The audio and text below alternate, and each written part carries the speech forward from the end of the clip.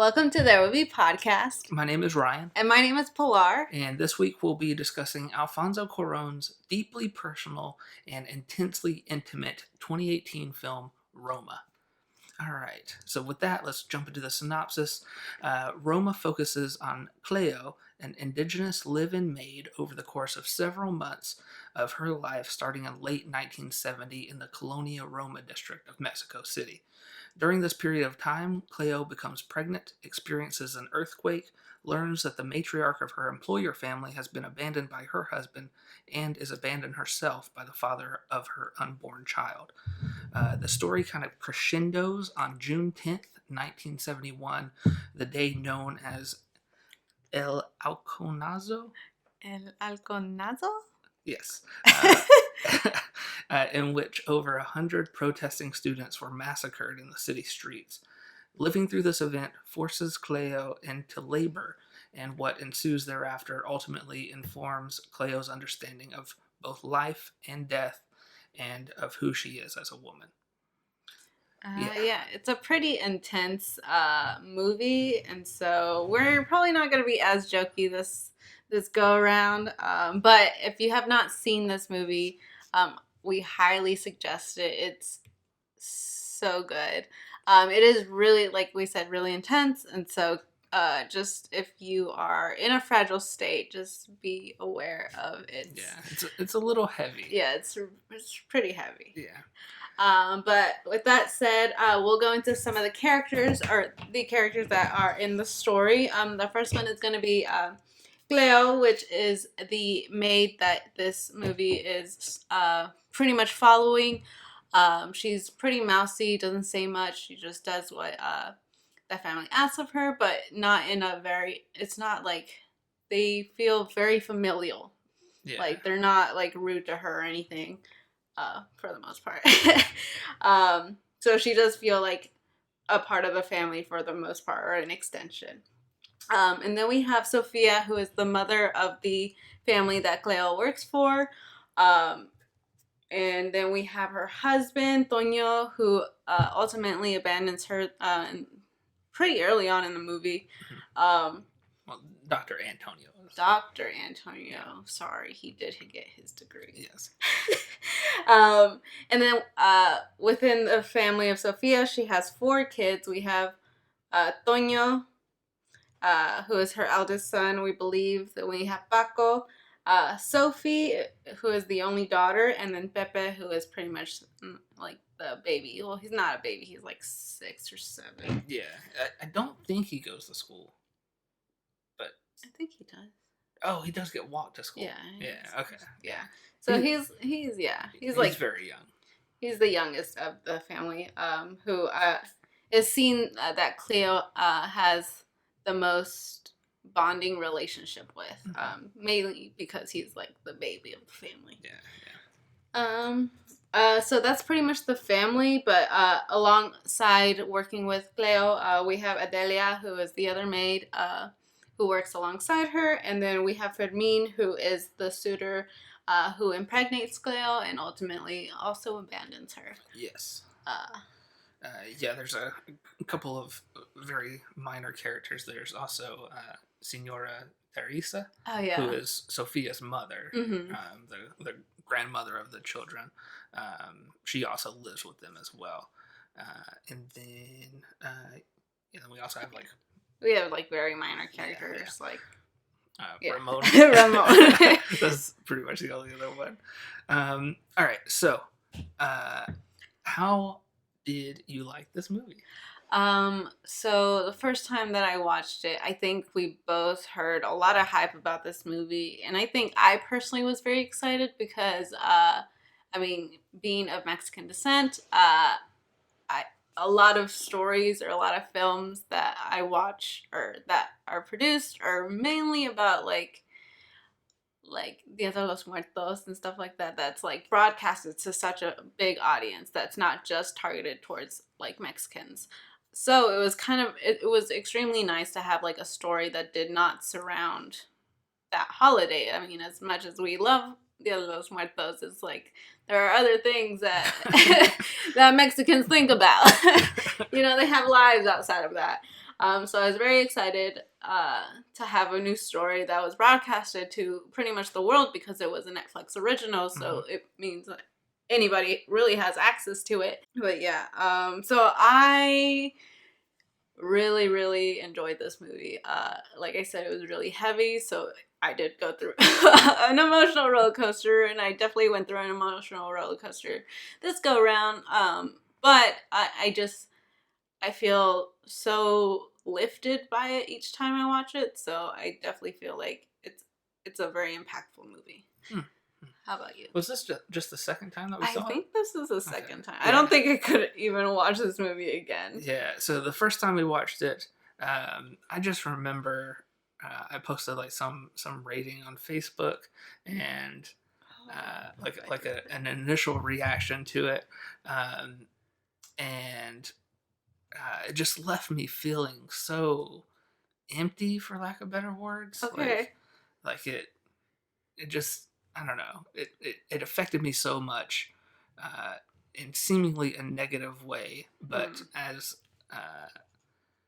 over the course of the next couple of days, unlike a normal movie, like this one really takes time to kind of resonate, and I started to think it over and realize just how good of a movie this is. Yeah. So this time around, just the second time that we've seen it, I was really looking forward to watching it, and man, it is it is intense, Yeah. and yeah, didn't leave me feeling empty like it did the first time. It definitely it's a little bit inspirational, I think. Yeah. I definitely think so. Like it just has so much to it. Yeah. I think. And like production wise, like film wise, like it's gorgeous. Mm-hmm. And then story is just I feel like it's such a subtle, strong tale that it's telling. So it like creeps up on you. You're like because it's so slow, you don't really realize what's happening until it like hits you, and then you're suddenly flooded with things. That kind of brings us to our interpretation of the movie. Yes. Which is what we typically talk about here. So I am struggling with how to interpret this movie. There's definitely clear motifs, which we'll get to, but at its core, it's kind of like a very intimate character study, like as intimate as a character study can be. Mm-hmm. But rather than focus solely on Cleo, the title of the movie is Roma. Mm-hmm. It's not titled after her or anything like that. So the scope of the film kind of just shows her existing in this world, which is extremely realistic. It's she exists in Roma in Mexico in 1970 and 1971. We learn not just about her, but about the relationship between the wife and husband in this family, these kids. We learn about real things that happened in history, Mm-hmm. with some unexpected details, like the scene of them training, the Los Halcones training. And anyway, by the end, I feel like we're just left with this realization that it is kind of a terrible world. Like it is like a tragic world to bring a child into. Mm-hmm. But then at the same time, like simultaneously, the film itself is just so beautiful that you can't separate like the beauty from like the beauty from the tragedy. Like I don't know. That's as far as I get with an interpretation. I don't really have a individual scene to refer to, but there'll be plenty of scenes soon. Yeah. And then for those of you who don't know, Roma, which the movie is titled after, is a specific area in DF, which is the capital of Mexico. where it's known to be like kind of the uptown where the rich people, despite the Roma family being middle class, which we'll talk about. But yeah, so my interpretation, it's definitely a story about womanhood, but I definitely think it's a story about like almost abortion rights. Which, I mean, this film takes place in 1970, 71. And so I tried to do some research on it, and I highly doubt that abortions were illegal at this time. I'm sure if Cleo had the word is not stamina. If she had the gall, I feel like that's not the right word either. Like, if she had almost the guts to even think about abortion, like, I think that's something that she would have wanted to do. Like, it's almost like that thought didn't even occur to her because it almost like, I don't know, like I feel like because one, well, here's the thing. Mexico is a heavily Catholic country. And so like to even have that thought is like almost sinful. But then Cleo herself is probably not even Catholic because she's an indigenous woman. So she probably has her own other religion or deity that she follows, which I wasn't able to do much research on. But it just goes to show how when she was impregnated, she didn't even think to abort the child, but she knew she did not want it. Like, I feel like she says it very late into the film that she did not want her child. So you think she didn't want it right away? Yes. Okay. I'm pretty sure. I mean, I feel like being a woman, specifically being a woman in Mexico of a very lower class who is indigenous, she sees the world that's going on around her, and she knows that bringing a child into this world kind of is like a terrible thing. Does that make sense? Yeah. Or is something that she probably is just not able to do. Like, it's one thing to take care of someone else's children, but then it's another thing to like have children of your own. Okay. All right. I didn't. So, I mean, I'm a white male. So, I watch a lot of movies.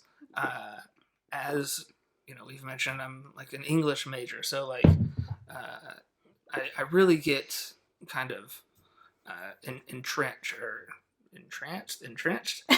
into stories. And this, I treat it just like any other story, but I know that I'm missing things. Yeah. That I literally cannot relate to. So like this is a specific thing. So there is that scene where she needs to tell Senora Sophia, that she's pregnant, and it obviously is like a very scary moment for Cleo to do. But my understanding didn't even go past that. I wasn't even thinking about like, she asked like, are you going to fire me? Right. Because I'm pregnant. That's what I was thinking. That's all I saw was like that surface question. Right. Like, but yeah, it didn't even occur to me that like, well, she lives there with this family. Right. If she has this child, she's going to have to raise it on her own. Well, in the family's house if she continues to work there. True, yeah. So it's like her becoming pregnant is like burdening the family in a sense. Yeah, aside from her. Yeah, because if she is pregnant, then if she does get fired, then she has nothing to help raise this child with. Yeah, and I was just thinking like, oh, she's probably thinking like utilitarian. Like, if she's pregnant, she can't do as much work. She, right. She does like some heavy lifting at times, and yeah, it's so much deeper than that. I didn't even think about that until Yeah. now. Well, I mean, going into that, okay, so I feel like I don't know if this works with other cultures, but I know like being in the family that I am, uh sometimes you radiate bad energy Hmm. and that almost wills things or like in your mind it feels like you're willing things. Oh, yeah. uh, Ryan got in a car accident, and I literally felt that day that something was gonna happen. Like I felt like because I thought that that was gonna happen, I radiated it off for it to happen. Does that Okay. make sense? And Yeah. so I felt somewhat guilty because it's like I had that thought in my mind, and because of that, it almost willed it to happen. Hmm. So I feel like Cleo, in her own sense, because she had her thought in her mind, like I do not want this child. Uh, she didn't have her child. Okay. Does that make sense? Yeah. Yeah. I, I mean, I think there is some sort of uh, like allusion to kind of like metaphysic metaphysical. Metaphysicality. Is that a thing? I think so. Metaphysicality. Almost like Um. Yeah. Anyway. Uh. Well, we'll get into it a little bit more in depth. But Pepe, twice in the movie, refers to um, previous occupations he had before he died. yeah, before he was born. Yeah, but he says like before I died, Oh, which is very yeah. strange. So like there's an He plays with like reincarnation, Yeah, like as yeah, a child. yeah. Which you can just write off as like a child's imagination, Right. but yeah, I don't know. I definitely think, yeah, that's okay. Yeah. But yeah, I definitely feel like if abortion was something that was accessible, like maybe the thought would have like come to her to like abort it before it actually became like abort the child before it became something that was something that was burning her and the family. Uh but also her herself, she's so meek and silent and like the whole time um she really doesn't make any choices. hmm, I feel like she is definitely ordered around and has other people make choices for her. hmm. um So she has no like autonomy. Almost none, no. Hmm. But I think that goes into her profession, but she got into her profession because of her personality, I feel. Well, also because I mean, there's not much work for an indigenous woman Yeah. in 1971. Hmm.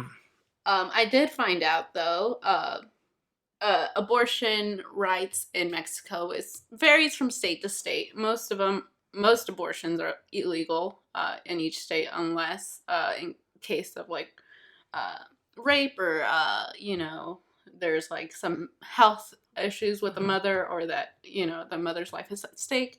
Um, but Oaxaca, where Cleo is from, is actually uh, the only state that actually just legally allows it up to 12 weeks, Hmm. aside from the DF, which is Mexico City.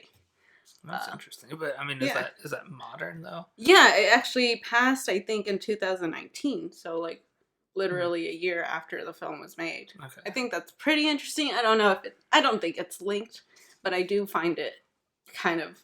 Yeah. I mean, here we typically know about things years before any legislation's passed. Right. So I mean, potentially, but Um, hmm. but yeah, I mean, there's also like the tale of womanhood. Sophie, the mom herself, is abandoned by her husband, and at some point she comes home drunk, and this is after she finds out uh, that Cleo is pregnant. Hmm. She says, "Las mujeres son solas," or like women are always alone, Mm-hmm. or they're always for themselves, or something like that. Yeah. And so I felt like within her meltdown, taking care of Cleo was like almost a distraction, something to like help her kind of cope Okay. with her dealings, but like she's also doing it out of sisterhood, you know, because it's like my husband abandoned me, I'm not going to abandon you because this is your time of need. Like when Cleo went to go ask her for if she was going to get fired because she was pregnant, she was like, no, like we're going to take you to the hospital. Like I feel like that's not always the story that we get, you know, Yeah. like actually like a caring family.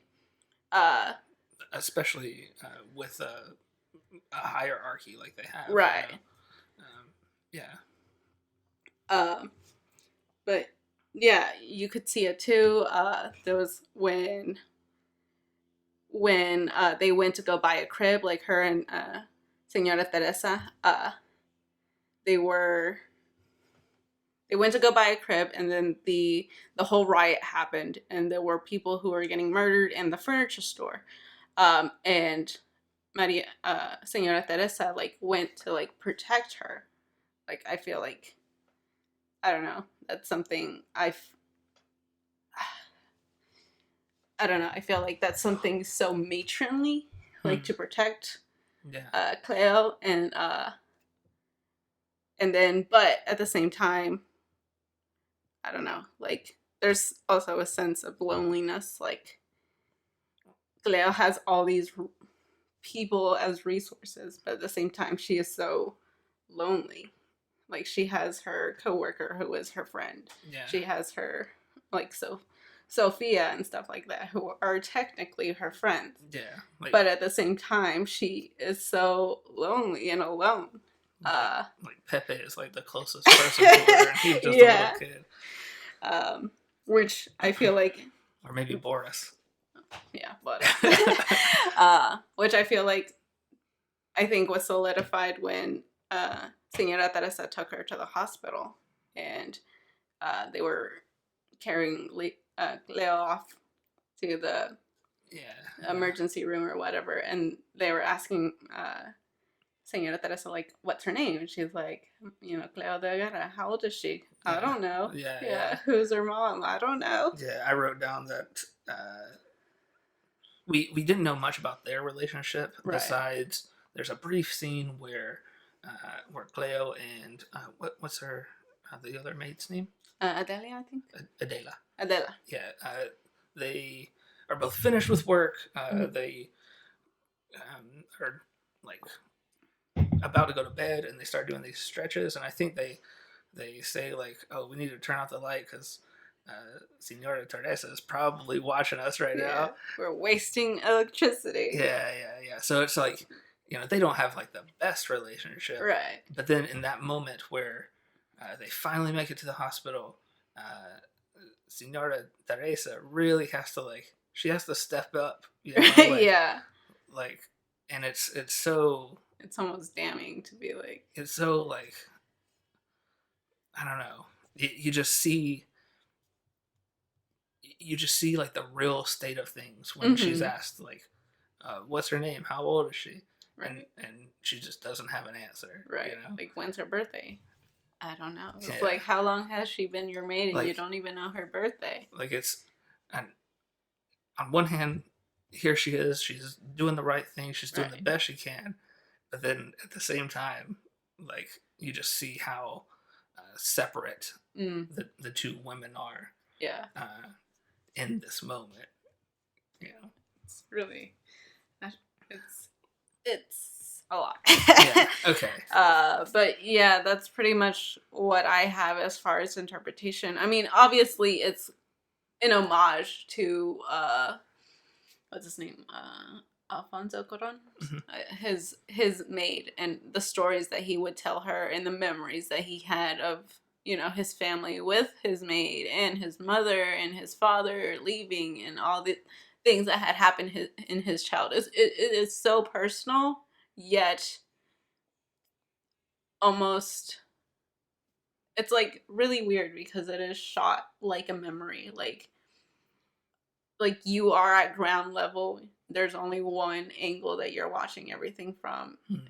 Like, I feel like you get the whole scope of everything from like a human eye view, you know. All right. But Well, we'll get into that. yeah, let's so yeah, that's interpretations, I guess. All right. All right. So speaking of Alfonso Cuarón, this is I read that it's a semi-autobiographical Right. film. I read that it is a fully autobiographical film, except it's not about him. Right. It's about Cleo. Yeah. And anyway, we watched the, what is it called? Road to Roma? Yeah, I think so. Road to. There's an accompaniment documentary on Netflix now about kind of the production. Yeah, it's like the making of Roma, but much more just Alfonso Cuarón answering questions about kind of what the movie means to him or is, I guess. Yeah, right. Yeah. And they get into some production stuff, but it's really like where this idea comes from. Yeah. Yeah. So, typically we talk about just how does this fit into the director's collection of work, but we'll get into a little bit deeper stuff about this movie in particular. Anyway, Alfonso Cuarón, he is absolutely fantastic. So this is every movie that he's done. Okay. His first movie is called Solo con tu pareja.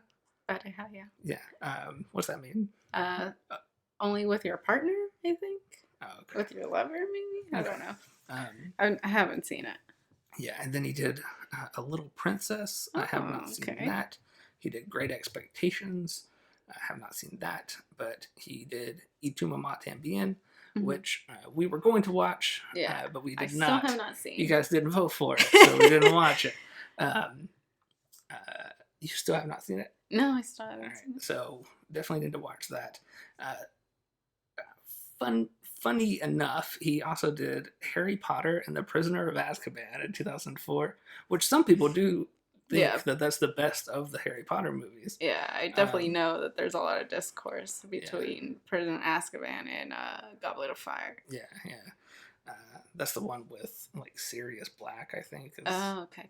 Makes his entrance. Yeah. I feel like I've seen it, but also don't remember anything about Harry Potter. I mean, should we rewatch it knowing it's Alfonso Cuarón? I don't know. Maybe. Probably not. Anyway, then kind of the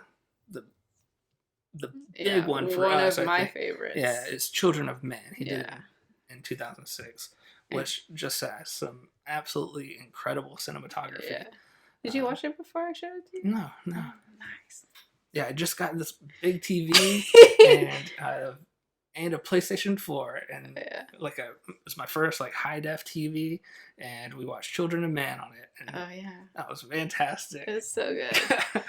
And then he did Gravity in 2013. Yeah, I did not know that, which kind of makes me want to watch it now, because like I didn't want to watch it because I just like people in space. Interstellar, hate it. I love sci-fi movies. I love like space movies, but a movie about two people just kind of floating through space doesn't really do it for me. So I haven't actually seen Gravity, but Roma is just a woman floating through Roma.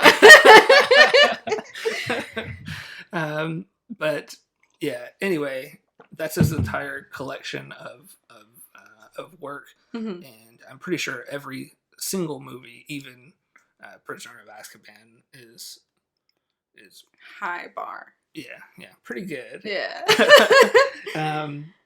Anyway, so some of the things that he talked about in that documentary, he wanted to have he built this world, and he wanted to have no influences and no references. No references is one of the things that he says, either to other films or his own films, or like even camera angles that he's seen before. And we get these long like slow Panning. panning shots like throughout the film, Mm-hmm. and he said that is what did he say? Those are objective camera movements. Like you can't, it's just a slow pan. Yeah, it doesn't relate to any certain director. It's Yeah, just yeah. it's just a movement. Yeah, there's no subjectivity to it. He's not saying, "Oh, we're cutting here, we're zooming in on this." Yeah. None of that. He did also say like with that specific camera formatting, like he did not want the focus to be on just Cleo. He wanted almost nothing to be the focus. Yeah. But everything to be the focus at the same time. Yeah, so the point of it all, I think, is where he says that he wanted to capture the invisible or the intangible, just capture this element between what is happening in context of what is happening. And I think he really did that. Yeah. It's very effective. So the movie itself is just on the surface, it's very slow. There's not a ton of action, but it builds and builds, and by the end of the movie, like so much has happened, and it's so you're exhausted. Yeah, it's because it's so slow. You don't realize the wear that it takes upon you until like the movie's done, and you're like, I just went through everything. You experience an earthquake, you experience a riot, you experience a fire, you experience childbirth. You experience so much, and you don't realize it because it's so slow and mundane, and you're just almost like trenching through it. Is that the right word? Like through the mud or whatever. Yeah. It's like when you're like having a dream and you're trying to fight someone and you're like fighting in slow motion like you're underwater. You just love fighting. I do. But yeah, I feel like I really just want to get into it now. Yeah. One last thing about Alfonso Cuarón. So all of these fantastic movies he's done, he did say that Roma feels like the first movie that he's done because it is the first movie that he's made that he made what he set out to make, I guess. Like encapsulates what he loves about film. Yeah. And what film can do. Yeah. And I don't know. It's watch Roma, watch Road to Roma. Yeah. Okay, so let's get into some performances and aspects. I'm going to start us off. Okay, so, go.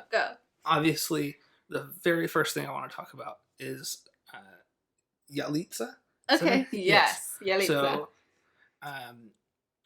Yalitza Aparicio. Aparicio, yeah. Yeah, so she plays Cleo, and she herself is an indigenous woman, and she's not an actor. No, she was on the road to becoming a preschool teacher, but she had already learned how to be like a grade school teacher. Yeah, so she just delivers just an incredible performance. Yeah, she wasn't even set to audition. Her sister was, but her sister was pregnant, so she was like, "You auditioned for me," and she's like, "Okay." Like, it's almost the same thing as Cleo. Like, she didn't make this decision on her own. Her sister made her do it. Yeah. I don't know. Yeah, sorry, I cut you off. No, you're fine. Anyway, I know it's, we've talked about kind of how this movie is about her, but not about her at the same time. Mm-hmm. But just watching her go through these motions and emotions is just, I don't know. You can't have a better performance. Right. it's so, because she's never acted before, and most of these actors have never acted before. It's so raw and like It's so authentic. Yeah. Sophia had a hard time. Or the woman who played Sophia, Maria de Tavira? Torreira. Oh yeah, that's a V, not a. Yeah. She was pretty much the only actress who was like formally trained and had been in other films. Yeah. And she had a hard time keeping up with all the chaos that Alfonso ensued with the set and with the other actors who've never acted before. And so, Yalitza's performance is just so beautiful and graceful and so like raw and authentic. I hate to use that because I feel like it's so like cliche of a film critic, but there's just nothing else to really describe it. It's so subtle and simple, but it's just done so well and fresh. Yeah. I mean, I'm sure we'll talk about it, but some of the scenes, specifically the birth scene, where she has her baby, and I'm pretty sure the scene at the end of the movie on the beach. Those were filmed in one take. Right. The first take, too. Yeah, the first take. Yeah. So what you're seeing is as authentic as it can be, right. Honestly. There's not multiple takes with different angles and yeah, I don't know. Yeah. Anyway, any other performances that really stood out to you? Performances? Or just like parts of the movie itself? Well, I do want to talk about Fermin a little bit, okay. But I don't know if it's a performance thing. It's more of like his character. Fermin is the boy or the man that she had relations with, her first relations, as it is told in the film. And when you first see him, he's like kind of goofy and like he's naked. He's like performing these martial arts for her in his bedroom or hotel room. Yeah, it's a hotel room. And he's like almost being romantic towards her, and it's really sweet. He is a little goofy. Yeah. I mean, to me, I wrote down for me as a weeb because he's just like he's doing like these Japanese martial arts, and he's, I don't know, whatever. And then in the moment in when they're like making out in a movie theater, and she's like, "Hey, I'm late." And he's like, "You can stay here a little bit longer. Let's just keep making out." She's like, "No, like, I'm pregnant." And he was like, "Well, that's good, right?" And she's like, "Yeah?" He's like, "Yeah." And he's like, "I have to go to the bathroom. I'll be right back." Yeah, I mean, there's like a couple of beats between there. Yeah. But then he's like, "Oh yeah, I need to go to the bathroom." But the movie is like literally a minute away from the ending. Yeah. And she's like, "No, just and I'm like well, I can relate because sometimes I really gotta pee. Sometimes I really gotta pee. It doesn't matter if the credits are like coming up the bottom of the screen. Like I gotta go. Right. So he goes, and he never comes back. Yeah. And dude, that's just so fucked up. But I just also love how, I don't know, I really like his character because it shows like what almost like the not all men kind of chant reflects, It's like, yes, not all men, but like how do we know which not men it is? Yeah. I mean, not saying that he like abused her or anything, at least not when they were first. Though he did. He did threaten her. Yeah, severely threaten her, but like, yeah, it just I don't know. I think his character was written really well, and I mean, you like, I don't know, like to me, like sucker punches me because it's like he's so goofy and I like him, and then he just turns into the worst human being on earth without really even doing much. Yeah, yeah. All right, so let's see. So some of the aspects that I wanted to hit on, Mm-hmm. and I know you have something to say about this, but I don't know what it is. We watched the film is in black and white, um, and we watched Road to Roma, and Alfonso Cuarón literally built everything that you see, and down to like super small details that you literally don't even see on Yeah, film. can't Uh, even taste. most of the furniture in the house came from members of his family. Like he's literally trying to piece together his memory Mm-hmm. and build it into a set to film this movie. And there's so many you know bright colors, and uh, everything is accounted for. And then he makes the film in black and white, and he says, "I just couldn't see it in color." Right. Uh, and I just like, why go through all of that trouble and then make the film in black and white? Well, I feel like it's two things. One, I think, well, it's two things that interlock. One, filming in black and white, you have to have vibrant colors to distinguish Yeah, the yeah, different furnitures or landscapes or whatever. So I definitely think that plays a part in it.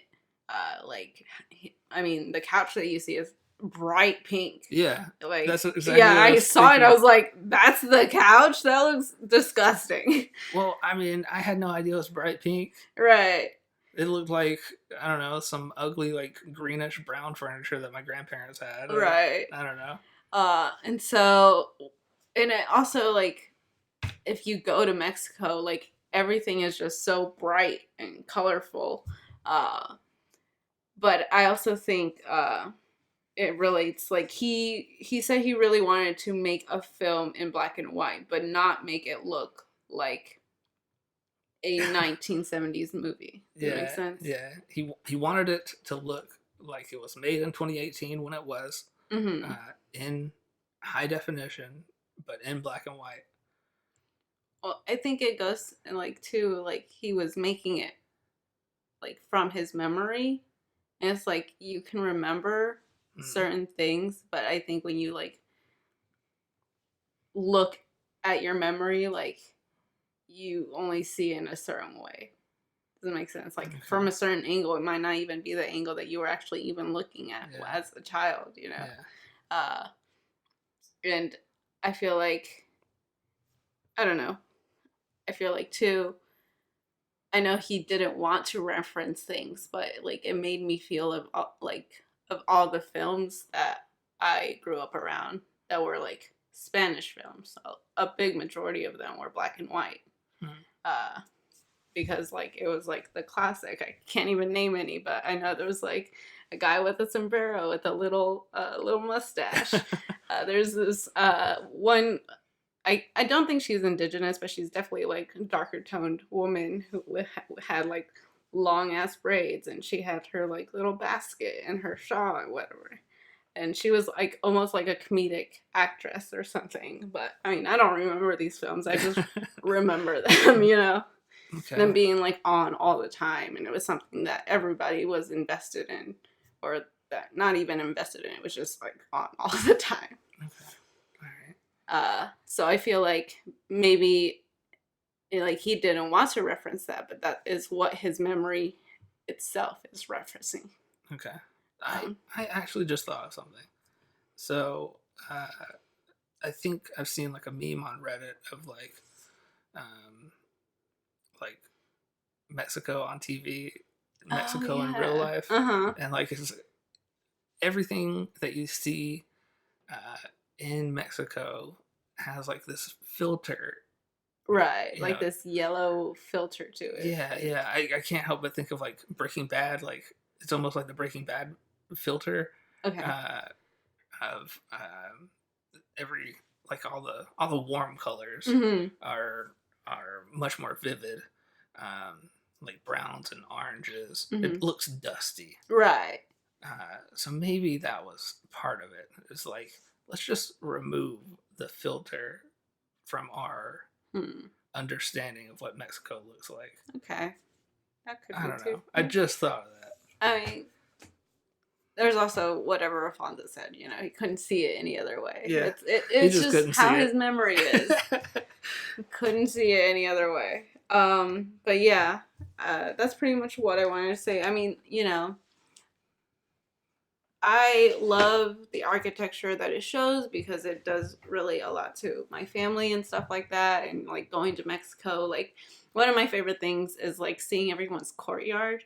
Like I Mhm. feel like my family is not very well off, but they're also like, I feel like they do good for themselves. And they have like 2-story houses that they built themselves with a big courtyard. And you, my favorite thing is that you have to like walk outside to get anywhere because all the Yeah. rooms are like just connected by the courtyard. Like if you wanted to go to the bathroom, you had to like go downstairs, walk outside, go into the bathroom that's on the other side of the house. Uh, which I mean, I feel like this house, yeah, it's like the house in Toluca. Do you remember? Yeah. Yeah. Yeah. I don't know. Maybe they're rich. I don't know. I mean, Or middle class. My bad. yeah, yeah. So I thought this family was like uber rich because we've been to Mexico and I've stayed in various members of Pilar's family's houses, and I thought Pilar's family was like, you know, middle class at least, um, but they just live in like a very small village. Yeah. Um, Housing is a lot different. I do think that there is renting, but for the most part, people like actually own all of their houses, yeah, and they build. Well, they like own their land, and then they build their houses. yeah, But this isn't the FS, so I don't think that they like built their house because I mean, there's yeah. so much limited space. Yes, we. I don't even think we went to like the west side of the city. Yeah, I think we kind of stayed in like the center of the city, Mhm. and I mean we were only there for like a day, I think. Yeah, like a couple hours. Yeah. So it'd be cool to go back and see more of the city and the architecture and stuff. Right. But being there definitely informed my understanding of the movie, because there's so many things that I don't think would make sense to like the average American viewer. Right. But Like one thing too is like how they were able to walk to the movie theater. I think I really liked that because where my grandmother lived in in Mexico City, and we would walk to the convenience store because the convenience store was like literally the building right next to her, or like it was the building right next to her house. So it'd be like this is our door, and that door right there is the convenience store, and so. She even had like a pharmacy in her house because she rented the front. Like she had like a little not gazebo, a courtyard, and then she had her front gate, and then like a little, almost like, like at Kroger they have the little, um, like yeah, like the dispensary where one person can like mhm, stand in. That's yeah, pretty much what she had, and she would rent it out. nice. And I think it was a pharmacy. Yeah, is I don't know. Housing is really weird, but like people live with what they got. Yeah, we do see Cleo goes searching for Mean, and she finds Ramon, who Oh is yeah. Adela's boyfriend, Uh huh. and they where Ramon is, he's like rehearsing with his band. Hmm. That that was a lot more familiar to me because it's just like Yeah, like that rural area. yeah, like very very rural. anyway, yeah. Sorry about that. Yeah. But I don't know. I just really enjoyed the architecture, and I enjoyed seeing what Alfonso remembered from his own childhood and stuff like that. Like I do appreciate all the hard work and the tiling and the building. So I think he like built whole streets too, right? Yeah. Yeah. The scene in which they're walking to the theater, they basically built a replica of that street. So it's a real street, but it's it's 2018 Yeah, now, modernized. so like very modern and doesn't look like it's in 1970 at all. So they basically built a scaled replica of the streets that you see Cleo walk horizontally, and then she turns to the right and walks toward the theater, and then it cuts to walk her following her down that street. Yeah, they built that entire thing. Oh my god, that's great. Like down to like the storefronts, even behind the storefronts, there's like it looks, there's like a real clothing store there that you don't even see. Like you see it for like half a second. I don't know. Yeah. Just an incredible amount of detail of production went into making this movie. But I feel like one of the biggest factors for me that really helped build the environment is the sound. Like for me, if there's not noise going on, something is going on. Does that make sense? Like, so in a Mexican household, sound is such an ingrained feature growing up. Like you are constantly hearing music, hearing children screaming, like dishes going off, or chores being done. Like there's always sound, and if there's no sound, that it just feels like someone's in trouble. Does that make sense? And I feel like one of my favorite sounds that were highlighted throughout this film was definitely the water in the beginning of the film and during the beach scene. The sound of the earthquake, the dogs, the whistles that you hear, and like the street chatter. Yeah, I guess. Yeah. The vendors. Yeah, vendors, the trash guy. What about like the marching band? Yeah, I still to this day don't know what the marching band is. But I mean, when I was in Mexico, there was no marching band coming down the street a couple of times. Because you were in the rural area, it might be different in the protest, like the sound of birds, especially at the end of the credits, the sound of planes going by. There's definitely a big thing going on with planes. Yeah. Planes are running throughout the film. Yeah. And I really don't know what they symbolize, to be honest. I don't really know what they symbolize either. Yeah. I mean, it just could be a symbolize of escapism, like that. Yeah. I think Alfonso Cuarón said that sometimes planes are just planes. No, I think he said that the planes remind us of a world outside. Yeah. Yeah. Of a world outside of this one, I guess. Yeah, I guess so. I guess it just he said something about the planes are a character. No, about like the planes existing in this world, and they shouldn't, like they're like still flying through the air. Oh, okay. And I don't know. Weird. I don't know. Yeah. But yeah, I definitely am enamored with all the sounds that are going on, like just the crowds when she is going to find was it Paco or was it Tonio? Yeah, Tonio, I think. She's trying to find him before he got to the movie theater, and you just hear all these things. When she gets left by Fermin at the movie theater, you just hear all the vendors being like, check out this toy! Yeah. Buy our chicharrones! Paletas! And it's just, I don't know, like, to me, it's such an endearing sound, or to have lots of sounds, it's a comfort. Yeah. Uh, and it just goes to show how invisible you are, Yeah. almost, if you're not screaming. Uh, Yeah, I was also I love this being the second time that we saw the movie. Um, when that opening scene starts up and there's just like the water washing over the tiles on the courtyard, mhm, from Cleo is like washing the courtyard. Um, uh, I instantly connected that to the beach scene from mhm, the end of the movie, which was basically the last scene that I had seen from the movie. mhm.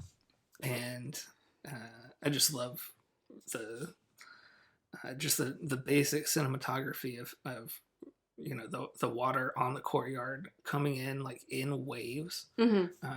and then the soapy suds like building up just Mhm. like sea foam Mm. and uh, yeah, and then you see like the plane, the reflection of the plane fly Right, by. right, right. um, I don't know, I like anything that kind of references the end of the movie at the beginning, Okay. basically. Um, yeah, but it's just Yeah. really nice. Honestly, like, the opening scene is one of the most beautiful scenes I've ever seen. I hate to be like that kind of person who's like, this bag is so beautiful. But I mean, it just is. Like, I love it. I love how it looks. It's just like one of those oddly aesthetics or oddly satisfying things that you would watch on TikTok Yeah, almost. yeah. Well, I mean, everything that we've kind of talked about can can be seen in that opening scene, Right. and nothing happens. It shows like this water uh, coming down, like toward the bottom of the screen, uh, and then I think it like slowly pans up, and Mhm. you see like kind of like the ground level view of the courtyard, um, and Cleo is there, washing it basically, but just how long it takes, the the sounds that you hear, and they provide the context for like, oh, this woman, this takes her a long time. Like this is a big part of her day. It's like Mhm. washing this courtyard, um, but that's never mentioned. Like it's not. It's really like between the lines. Right. Um, yeah. Yeah. So, um, there's um, there's this motif running throughout the film, Right. of death. Mhm. We see many references to death. I kind of listed some of them out. Okay. Uh, Roll them out. all right, so uh, early on in the film, Cleo lays down on the ceiling, or Mhm. on the roof, not the ceiling, Yeah, on uh, the roof. on the roof, with Pepe, uh, and he says something like, "What did he say? Like I I can't can't. talk.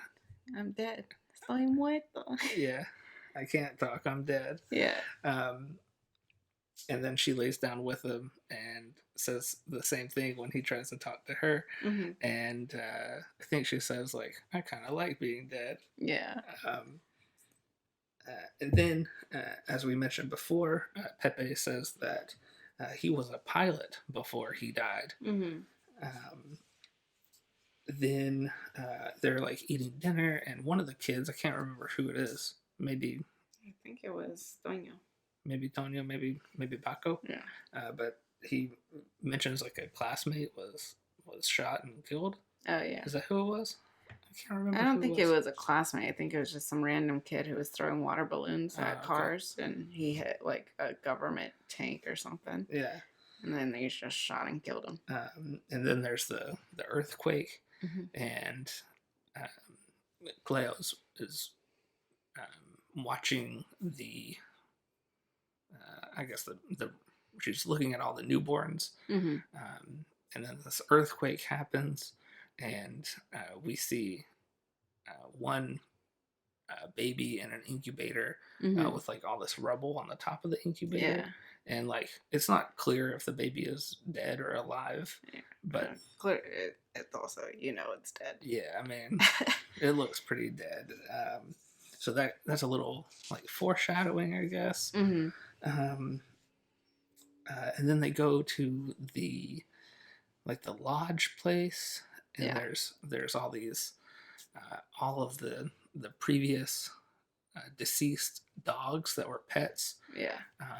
Their heads have been Severed and taxidermied. yeah like taxidermied and mounted on the wall, Mm-hmm. and it's very strange. Like she's looking at all of them, and and then like one of the living dogs like licks her hand or something, Mm-hmm. and there's just this like you're surrounded with all this death, and Yeah. then oh here is a living being that Yeah. looks just like these dead beings on the Right. wall.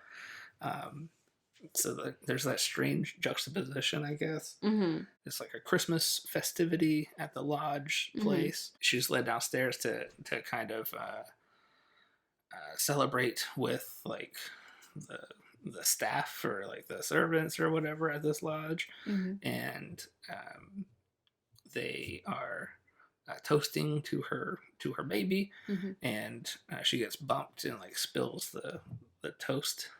Yeah. The her cup like falls out of her hand and crashes into the ground, and Yeah. She like is seen to be uncomfortable or yeah. like really distraught by that. And her friend is like, no, I'll just get you a new glass. And she's like, it don't work like that. um, yeah, there's even kind of a subtle reference when she goes to look for Fermin. Mm-hmm. She gets off the bus, Mm-hmm. and where she gets off the bus, like the bus kind of pulls up, and she gets off like if you're looking at it, the bus is like here, and she gets off on this side and walks this way. Mm-hmm. But across the street, there's a big sign for Funeralis Diaz, and it's like a casket place, Mm-hmm. like a casket store, like out in the Yeah. open. I don't know. I will say, one time when I went to Mexico, there was a store that sold donuts, tires, and caskets all in the same place. I mean, okay. I don't really Sorry. know how to connect those things. That just made me think of that.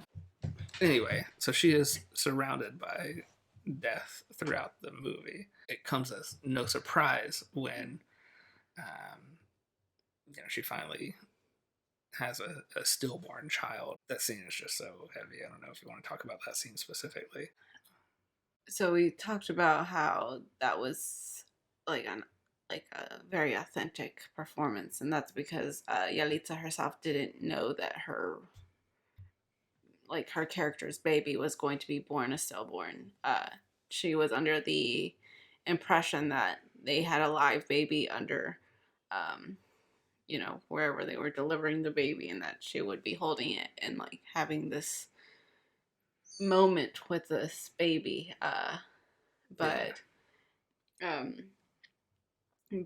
yeah, I think it was really heavy to watch, and I would assume that it was very heavy to perform.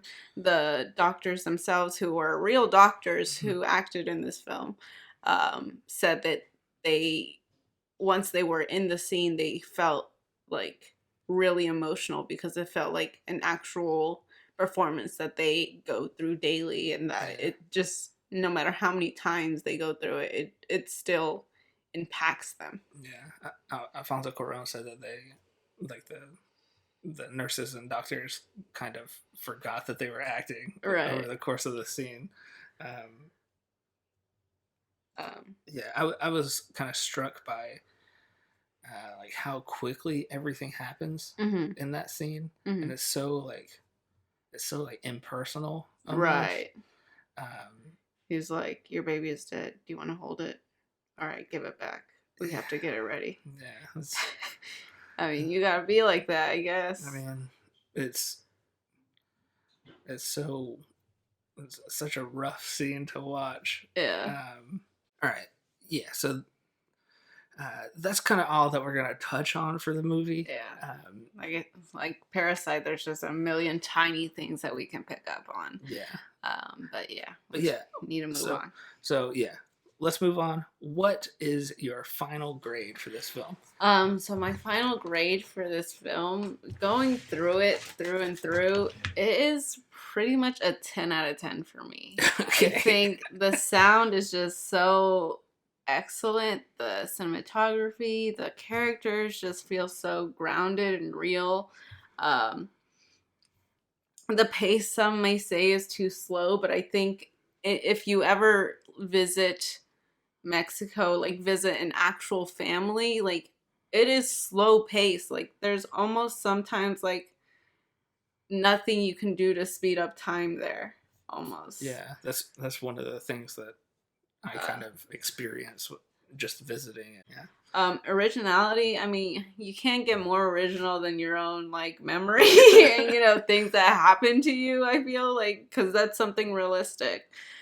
Which, I mean, the setting, I feel like I felt like I was there, and I don't know, just I enjoyed it so much. Like it's just a heartfelt movie. Yeah. I also give this film a perfect 10 because there's nothing you can knock it on. Right. It's really hard. I mean, I felt like Parasite is so good, and I feel like it everything surrounding it just elevates it, but it just has this giant plot hole, which it's a story with a plot hole, right? Yeah. Versus this, it's like it's almost hard to like be like, oh, there's a plot hole in your memory. Like it's really hard to knock it down for anything. Like I can't, like the only thing I would probably knock it down was like the weird scene with that guy singing during the fire. Like that was kind of weird, but I mean also he was drunk, so that was a little weird. Oh, there was that weird, so we get two clips of two different movies that they watch. Mm-hmm. One is like some weird like comedy having to do with like airplanes. I don't know what it is. And then another one is Marooned. Yeah, it's called Marooned, Uh-huh. and it's just these two people floating in space. Oh yeah, and then he like did Gravity. Yeah, so I don't know if that's like an homage to Gravity in a film that you didn't want to have any references right. on. I don't know what the point of that I think in some ways it was like a time setter.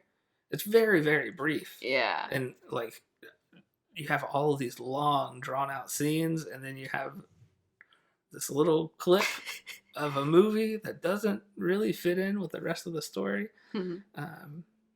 But yeah, I don't know. Like you can't fault it for that. I feel like. Yeah. It's too small. Yeah, strange little scene. Yeah. But yeah, so I guess we both have it at 10 out of 10. Yeah.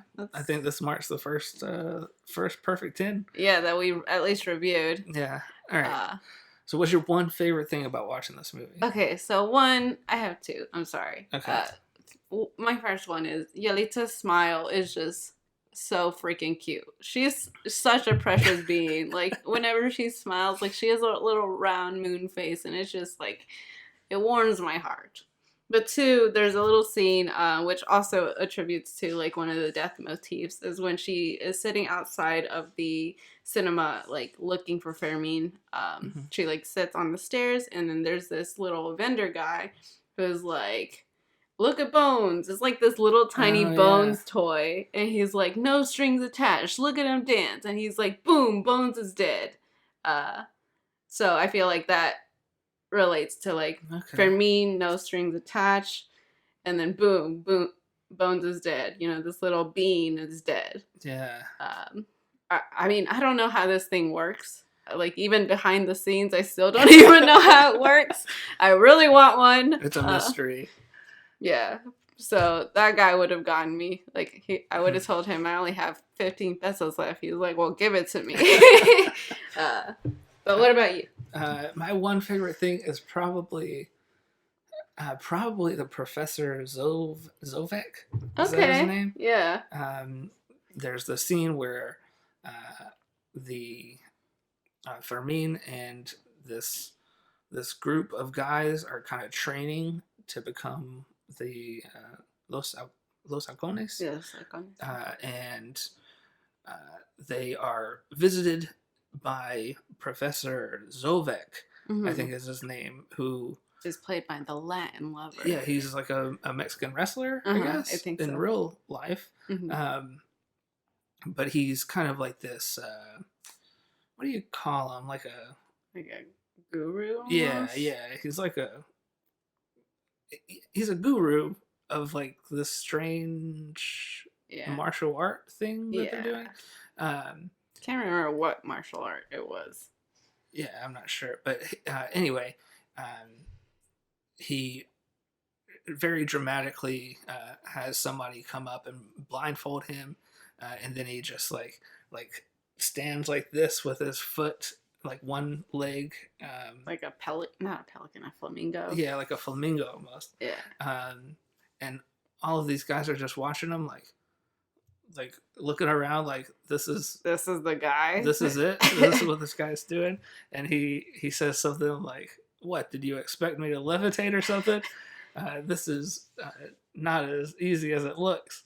And you see all of the guys kind of struggle to do it, and then of course Cleo is looking on along with the other women that are there, and she just has no problem holding her balance like this, pregnant and all. I don't know. I like that scene. Huh. Okay. That's That probably I my would favorite also part. feel like that's kind of like a scene that's kind of weird and like out of place almost. Yeah, I feel like that scene itself, on their own, you can kind of take things to symbolize things Yeah. if you read into it a certain way. But yeah, I don't know. Needs I need to think about it more, I Yeah, guess. I guess so. Um, yeah, so that pretty much does it for this podcast on Roma. So, what we typically do is offer you at this point in time three choices for our next film. However, we're going to change it up this time. So, what we're going to do every 5 movies, this is our 5th episode, Mm-hmm. every 5 movies, we're going to draw from a source. This particular source is a sombrero that I got in Mexico To protect poor Ryan's skin because I couldn't find sunscreen sunscreen anywhere, does not exist in Mexico. so I got the biggest sombrero I could find. Anyway, so we're gonna draw from 10 choices that we chose um, for to do our next podcast on. And after such a heavy film as Roma, we've kind of decided to go for more lighthearted comedy-esque movies. Comedies. They're all comedies. So yeah, here, let me give it a little shake. You want to choose one? Okay. I'll put the entire list of the choices up here. It is Little Hours. The Little Hours. Yes. that was like the last one that I put in here. Nice. Okay, cool. Excellent. Yeah. All right. If you've never seen it, I'm pretty sure it's on Netflix right now. If it's not, I mean, just go watch it. It's pretty funny. It's it's hilarious. Yeah, go watch it. It's got Aubrey Plaza, Dave Franco, John C. Reilly, R.C. Reilly. What was it? Anyways, yeah, just go watch it. Yeah, and as always, thank you so much for watching. Subscribe to our channel, share us with your friends. Don't forget to like the videos. Oh yeah, like and comment anything that you disagree on, or like if you just want to say your own opinion on the film. We love to hear about that kind of stuff. But yeah, follow us on Instagram. There will be podcasts on Twitter if we're still doing that. Find from a basket. And yeah. And then we also kind of want to do a submission too. We want you guys to send us the movies that you guys are really interested in having us watch and critique. So we'll do that sometime in the next the next podcast. Yeah. So the next episode on the Little Hours, we will again draw, but this time we'll draw from the choices that you guys kind of write in and give us. Yeah. And we'll go from there. Yeah. All right. No parting words this time. It's just. It's not. It doesn't fit. It don't fit. But yeah. Thank you so much, and we love you, and have a good night. Yeah. Bye.